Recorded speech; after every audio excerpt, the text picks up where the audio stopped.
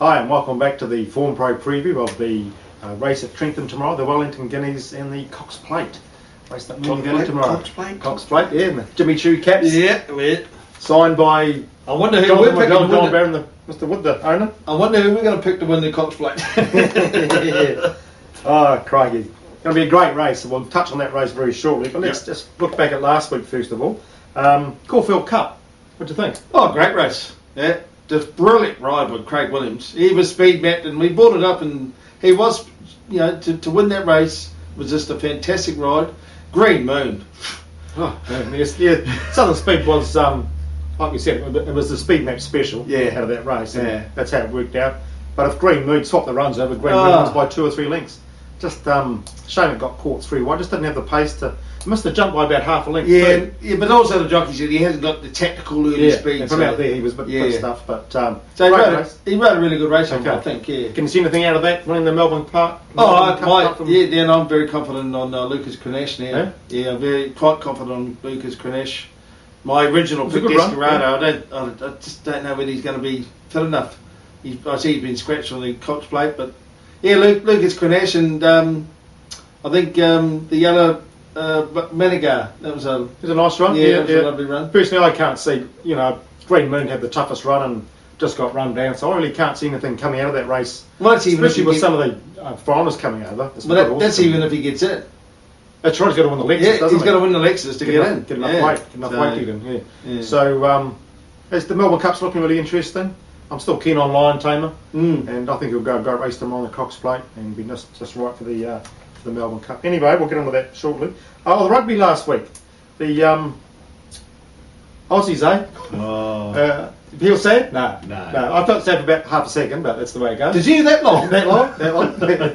But actually, it's been quite good. The New Zealand Rugby Union has set up a very good one. I thought they set up a free phone number for all the Australians over here who are having trouble coping with that loss last week. And it's I'll put the number up here in front here. It's 0800, as you'll see, 1-0, 1-0, 1-0. Especially with them losing the World Cup Rugby League as well, And the Four Nations. The Four Nations, yeah. They've had a good year. Tri-Nations, wasn't it? Yeah, and the Four Nations in the Rugby League, the World Cup Rugby League, and plus the Tri-Nations too. too. Yeah. So 0800, 1-0, 1-0. Easy number to remember. So hopefully that will help you get over the. They've had a really good year. I think they should promote everyone. Yeah. And they're playing Wales tonight, and I think Wales should give them another. What's it for? 3rd and 4th. What? Sorry? Not winning. Losers match. Losers match. The losers match. Yes. Anyway, let's go on to. I'll just touch on Trentham quickly, then we'll whip over to Australia. And the Wellington Guineas, $85,000, Group 2 on probably a heavy 10-11 track. Micken looks the one to me. Just been running nice races over shorter distances. Ran a nice second here over 13-15 metres last start. And from the Kevin Myers stable, will be spot on. And on the heavy track, drawn wide, get to the outside part of the track. Home for him. I think it's $4.80 at the moment with bookies, so I think he's a nice each way bet. She's had lots of tough runs, but she handles a wet track for second. And Planet Rock's got to be in there, but the heavy track's the question mark. So you couldn't go crazy on her in a heavy track. And President Lincoln didn't bet a great small field last start. Just a type I can see improving and getting into trifectas here. Okay, over to the Cox Plate. First thing to look at is how do you see the race mapping out? Most importantly, there is showers forecast for tonight, which is Friday night, and also Saturday. So you do have to take note of that. But that Strathare service soaks it up. And it's pretty good. A deer track would be just right for the Kiwi horses. Yeah. So I won't worry too much about that. Definitely, there's 2 go-forward horses. There's Glass Ammonium and obviously Helmet. The 47.5 is going to be right on the pace, and Glass Ammonium be there or setting the pace. And I think it speed maps perfectly for Jimmy Choo, just to slot in exactly like last week and last race. Last race. Yeah. Those things, nice run. Yeah, but I think Helmet's going to have to work. It's a short run to the first bend. He's got technical speed. But he has problems in the barriers before. He'll be loaded in the last 2 or 3. Won't be in the barriers too long, I think. But when he's close to the crowd and he's going to get excited, he can do things wrong. So if he misses the jump by half a length, he's going to have to work, and it's going to negate that light weight. If he gets to the front, which I can see him doing with that light weight, Glass, I want him to settle in maybe second outer. Well, yeah, it's certainly going to be interesting to see what he does on Glass. Quite easy set the pace or be right on Helmet's hammer. Yeah. Well, you think McAvoy's going to be really wary of Helmet after that hard last run. Yeah, and also the distance. Two hard last runs. Yeah. And the last being up over a distance for the first time, he's going to be I'm going to have to save everything I can for the last 600 metres. So if he gets the lead easily, depends on what they do on Glass Ammonium, that'll be interesting. I really think that it's going to be a good pace. So you can do all your. I don't know. I think it will be. I think Glass Ammonium only knows one way. Yeah, I really they'd be mad to go hard, but we got to save for the last 600 metres. So I think even pace. They wouldn't go moderate pace, which they got away with. I think was it last time or so. You think? So you think when more Joyce hit the pace last year? Yeah. Yeah, and then the year before that. That's right. Yeah, and then so you think just went front dictated the pace. They won't do it. No, they won't do it this year. No. Okay. No. So it's imagine Helmet's in the front, Glass Ammonium, King's Rose, Evanis has come across. Jimmy Shoes will be about 5th or 6th. I think 5th or 6th out is just about perfect. Yeah.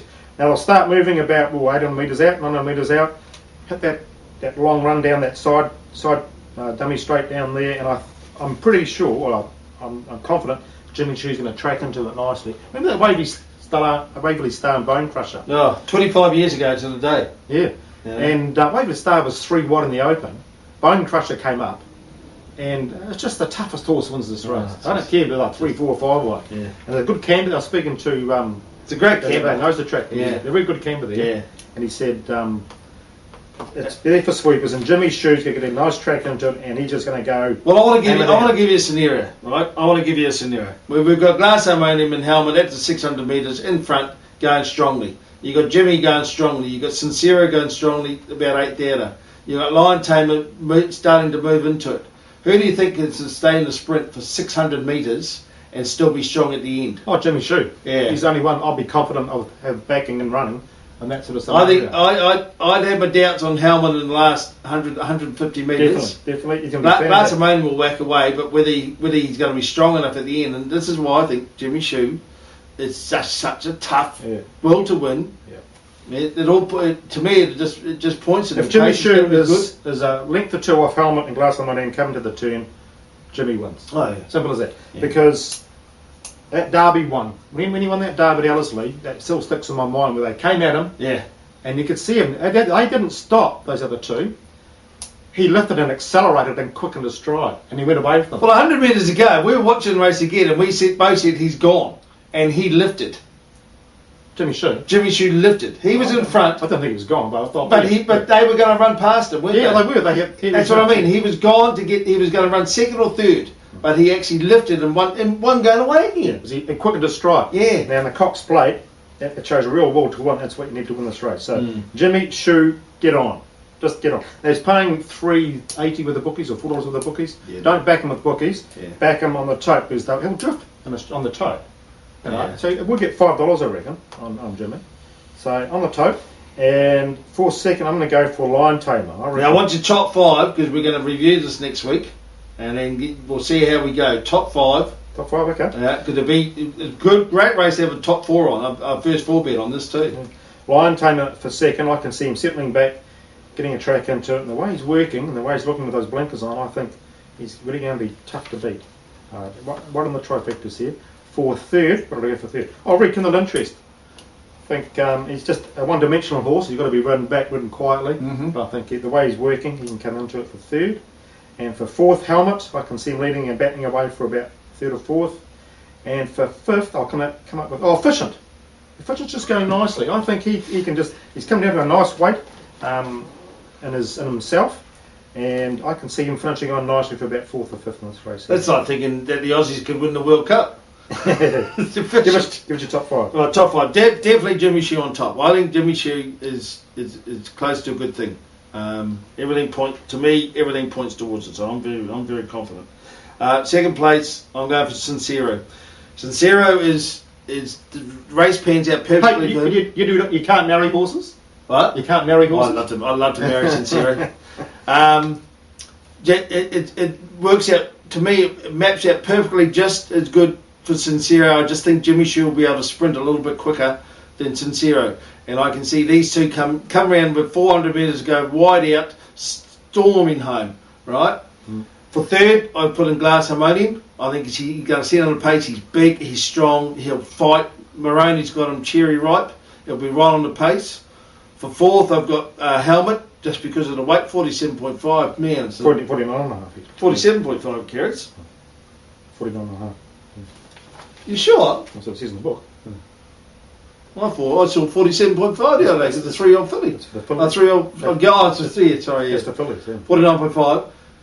So Helmet for fourth, and for fifth, I see Rekindled Interest running home strongly for fifth. But I just don't think it can go fast enough to get past Jimmy Shoe and the other ones. But he'll be running on nicely.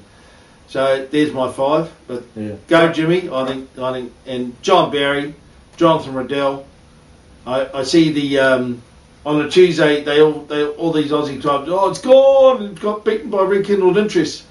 And then on Thursday it worked at Flemington, and it absolutely, the track worker said if you didn't have a clock on it, you would have said it was just cruising, and it did really good time. He's looking bigger and stronger than last season. And the thing I like about Tuesday, he was just there for a look at the track again, his second look. I've seen it 3 times. He's seen the track 3 times now, so he's great. I see the first time Jonathan was supposed to take him around the outside of the cones, but he forgot and took him on the inside and around the inside of the track, which is a good move. So, and he's seen the track 3 times now, just say, and he's going to be very, very hard to beat. Yeah. Okay, we'll move on to, and it doesn't matter what the track does because he can win on slow, heavy, puggy, whatever. Yeah, if the rain actually comes, it doesn't matter. It doesn't matter with Jimmy. It's going to suit Jimmy more than others. So if the rain does come, just put more on. Right. We'll go over to the Drake International Cup, which involves a couple of Kiwis there. Very interesting races. Birmingham and Harris Tweed. So, what do you think? Oh, American, obviously last year's Melbourne Cup winner. What do you think of American? Has he come back? Well, he's come back. I see a report that he's 5 kilos off his winning weight from last year. He hasn't done anything since he went back to Europe. He got donkeyed at last start, but they've set him for this race obviously again. And I think he's a live chance. But the most intriguing horse is this horse Elo. Which Cummings. is, where is it? Bart Cummings? No? Oh, there's 6, yeah. Now this horse came as a European horse. Evidently was reasonably good over there. They brought it over here. Bart Cummings got it, and he's had it for about 6 weeks, I think. And he's put on 20 kilos. Man, that's part of the horse. Well, he's 84, doesn't matter. That's right. But with Elo, he's put on 20 kilos. Now he worked around the Breakfast of the Stars. Now he is paying $31 at the moment, which I think is incredibly short For the Cup. for the Cup. Yeah. Now I think he is one to follow. I'd check just a lazy one and see what he does in this race, because Bart came out with a real interesting comment. I thought, said he's a lovely mover. Now that usually means Bart likes the horse. Now with the extra 20 kilos on, so it's a very interesting race from that point of view. Tullamore will be incredibly hard to beat after that run in the Caulfield Cup, and I think Gage has got him going from a midweek, from a Saturday horse over here to, going to be one of the favourites for the Melbourne Cup. Yeah. Geez, she can train that girl. God. Oh, she's perfect. Yeah. Birmingham won a nice race last time. They go very nice race. It's certainly a big improvement on what he was doing over here. And it was shocking. 2 starts ago, it was absolutely shocking, wasn't it? Not really well off in the handicap, is he really? No. Crikey, I can't see how American and Melbourne Cup one's got 58 kilos and Birmingham has got 58 kilos. It's just mind blowing. It must be a rule for the handicap in this race. Must be something. Anyway. But Shoe won nicely last time. I think he can do it again. He's an up-and-comer. He's an up-and-comer. Yeah. Harris Tweed, I don't know what's going on with Harris Tweed, but I see it out of Windhoff racing, so he probably, but they come back or they don't come back, don't they? It's usually the rule, isn't it? And Murray Baker wouldn't start him unless he was right. So they're keen. Yeah. So no, I think Linton one time he's going terrible. Okay, give us the winner. Oh, Tullamore, I think wins. Yeah. Okay. That was a lovely run in the Caulfield Cup. Yeah. It was a nice run. Yeah. He'll be right on the pace and drawn 6 beautifully, Nash on it. Yep. 57, just to be a nice hit out for the Melbourne Cup. Yeah. So Now, you were saying earlier this week, put your house on these 3 things, and you will get just about another house. no, which one? Manawanui to one. What's he? $1.20? $1.22. $1.22. Black caviar. $1.04. $1.04. That much. Crikey. Yeah. And the All Blacks. It's a great bet. I haven't worked it out yet, but you'll probably get half a house out of that. What's All Blacks paying? $1.30, $1.40? No, $1.08, I think. Are they? Yeah, $1.08. Yeah. Wow. New Zealand TOB. So, it looks a late out there, doesn't it? But funny things happen in racing, don't they? In sport. Well, a very interesting fact about Black Caviar, I noticed that they've actually taken a horse out next to it because it's got a history of being mad in the gates, and it's an unprecedented move. And so, but yeah, Black Caviar is something special. I can see why, and good on them. I think she is something special. She'll donkey look those. And Manawanui, what, anything there? Trouble Manawanui? No. Who for the Quinella then? Haven't even looked. Yeah, I got caught you out there, haven't I? Daylight for the Quinella? Daylight's a good horse. Yeah, Daylight's a good horse. Daylight Take Daylight and Manawanui in the Quinella. You just include Manawanui in all your multis, you know, that's all you do. Yeah. Collar will be up there. Yeah, right. Yeah, he's not a bad thing. They're only towards the Derby. I see they've interesting news came out yesterday that Machine, who ran second to Atlantic Jewel, and they were setting for the Oaks. Yeah. They now said, that's it, we're not going to the Oaks because Atlantic Jewel's in the Oaks, and we're going to the Myer Plate. Ah. Yeah, so they 500,000, so they reckon they've got more chance against racing up against more Joyce than they have Atlantic Jewel. Well, they probably have actually. They probably have. Yeah, so it's a sprinting race. So yeah, more Joyce. I wouldn't back her next start on that last year, even though she won in a grinding sort of finish. Her sectional split, so that was just an average effort. And maybe second up, you don't know, but would you say older? Well, it's reckoned second up was probably the best in Australia. But I think that was a horse who's just not quite right in class alone, just got it there. He's right. Selling just not quite. She's older and got joint problems, so maybe she's getting something there. But no, she's a tough, gutsy horse. So, but you couldn't if she goes out, evens in that Myer Classic. That well, you'd want to be on the second horse systematically. Well, after that run, that was a Green Moon run. 2 King. Yeah, and it was 3 wide all the way. Yeah. And only got beaten by half a head. Unwest enemy, isn't she? Unwest enemy. But yeah. Anyway, okay. So and great day rating. Your rating side, I hear it's going gangbusters. Yeah, we're getting more and more hits, especially from Australia. A lot of Australians going on. Well, they love their ratings over there. That's right. Yeah, I think Australians are rating-based punters. I love them. Yeah, especially more the professional ones, and they're really lapping it up. And the tracks are pretty crappy here at the moment. So when the tracks start to even out, we get consistently dead and good tracks. The ratings will really come into their own. And we're picking up some nice value prices at the moment. So. Just doing your homework and asking the right questions of the database. 49,000 ratings in there at the moment. Yeah. Close to 50,000 ratings, so heaps of information there. Have just asking the right questions and getting the value winners out of it. So you can still log on there with it's www.formproratings.co.nz, username formpro and password ratings. Quite simple. That'll last until next Thursday night. Yeah. Right out. And just one more racing thing. Now, I think one of the most exciting horses that New Zealand's seen for years is racing on Sunday, Burgundy, down in Canterbury. Yeah. So he's a really good horse. Yeah, he could be anything this Burgundy. Yeah. I'm looking forward to seeing if he can get a sit. Have a quick look at that race actually. Yeah. Because if he can get a sit, I want to see what he can do with a sit. Because James reckons he'd be even better. Well, they've tried to, but he's just so far superior. That's right. Yeah. You know. Yeah, Shooker won well Ashburton last week. Shooker won really well, didn't it? Rocket Pop had every reason to beat it. That right, Semper Plus. Drawn 3, Burgundy. Yeah, Shooker might give him a hurry up, but you think Burgundy, what he's done so far, he's always a good looking horse. He does look the 2,000 Guineas winner. And a bandana and Burgundy. Take that multi in the 1,000 Guineas and 2,000 Guineas. Yeah. He's playing there, but they look the two there. All Blacks game versus French. Who's going to win? Well, I think the All Blacks will win, but I think it's going to be a tight match. It will be a tight match for the first half, I reckon. Yeah. Because look at the round robin stats.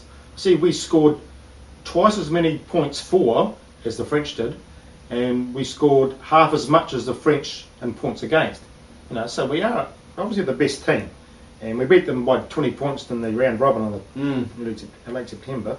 And I think Well, I really feel the All Blacks are going to win. They'll just be too strong in the last 20 minutes, 25 minutes. But it's going to be a tough one. But I'm confident the All Blacks will do it. Well, I just want to bring you back to a stat that last time I just said it on the radio. Actually, the way I friend at Telford show, and that was that the last time. Well, when we got beaten, we were 23-12 up, going into the second half. The Froggies put on 33 points in 15 minutes to beat us, right? So you forget all statistics, you forget everything, you forget all form. This is the World Cup final. Froggies, everyone has been saying that the Froggies will peak for one match. The Froggies have played terribly and they're in the World Cup final. New Zealand has played outstanding football. And did we play our final last week against Australia? That's the question. But I think the home ground advantage will just be everything points. Everything points to the All Blacks. The All Blacks will win. French have got a great record on Eden Park too. So I think it's an outstanding match, and all these people that are going that it's a walkover. No, it's not. I think it'll be a walkover. I'd say 10-15. I'll tell you what my best bet. You got a best bet sorted out? I've got take the All Blacks at 1-12. I think it's going to be a tight 1-12. I don't think it'll be a high scoring match. I mean, the best bet is in the 1987. Grant Fox, he scored 17 points when they won the World Cup in 1987, and he's paying $1.40 if Piri Wepu scores 16 points or less. Yeah. Okay. And it's a try and a conversion. It's 7, and then 4 more penalties from there. I can't really see that happening. Well, Piri has to get 6 penalties or 3 penalties and about 3 conversions. And I can't really see that, so I think Grant Fox $1.40. He's paying what's he paying? What's he paying to get it? I thought that was good value. $3 something. Yeah, $3.52 to get it. No way. 17 points. I just can't. It's only 6 penalties. One person. Yeah, no, but it's going to be a tight game. I just think Grant Fox that's a really good option. All right. Okay. What do you like? I like the 1-12 for the All Blacks. $1.87 last time I saw. So it's going to be a great game. It's great money. Yeah.